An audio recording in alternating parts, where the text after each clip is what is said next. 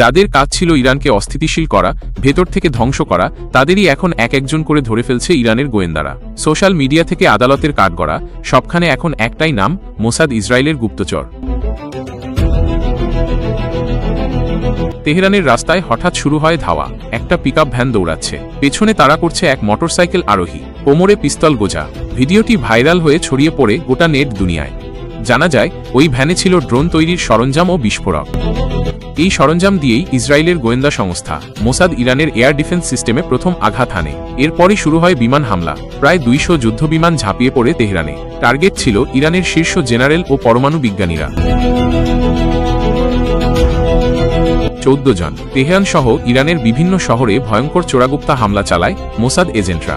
বৃষ্টি, গাড়ি বোমা, পানির পাইপলাইন, গোপন রাস্তাগুলোয় পুঁতে রাখা বিস্ফোরক, এ যেন এক ছায়াযুদ্ধের নতুন অধ্যায়। ইরান এবার আর বসে থাকে না। শহরের প্রতিটি মোড়ে মোড়ে চেকপয়েন্ট বসায়। রাস্তা দখলে নেয় ইরানের মিলিটারি আইআরজিসির অধীনে 30 থেকে 40 লাখ সদস্য বিশিষ্ট আধা সামরিক বাহিনী। তেহরানের কাছেই ধরা পড়ে এক গোপন ড্রোন ফ্যাক্টরি, যার ভিতরে ড্রোন ও বিস্ফোরক ভর্তি 3তলা বাড়িটি মোসাদের স্থাপনা বলে চিহ্নিত হয়। এবার শুধু ধরা নয়, চলছে শাস্তির প্রস্তুতি। আল জাজিরা জানায়, ইসরায়েলের হয়ে গুপ্তচর বৃত্তি ও ভাড়াটে কার্যকলাপে জড়িতদের বিরুদ্ধে কঠোর ব্যবস্থা নিতে যাচ্ছে ইরানের বিচার বিভাগ।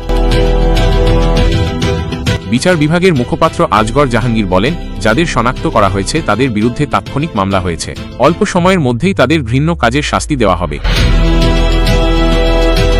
আর এই কথার বাস্তব প্রমাণ, সোমবার এক ব্যক্তিকে ফাঁসিতে ঝুলানো হয়েছে, যিনি ইরানের শত্রুদের কাছে গোপন তথ্য পাচার করছিলেন। ইরানের সংবাদ মাধ্যম নিশ্চিত করেছে এই মৃত্যুদণ্ডের খবর। ইসরায়েল ভেবেছিল মোসাদ নিয়ে তারা ইরানকে ভেতর থেকে ধ্বংস করবে, বিজ্ঞানী হত্যার মঞ্চ বানাবে তেহরানকে। কিন্তু তারা একটাই ভুল করেছিল।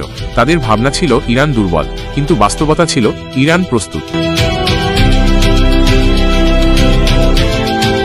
আজ সেই মোসাদ এজেন্ডাই একে একে ধরা পড়ছে তেহরানের রাস্তায়। গুপ্ত ফ্যাক্টরি, গাড়ি, বোমা, সাইবার নেটওয়ার্ক, সবকিছু ধরা পড়ছে ইরানের গোয়েন্দা স্ক্যানারে।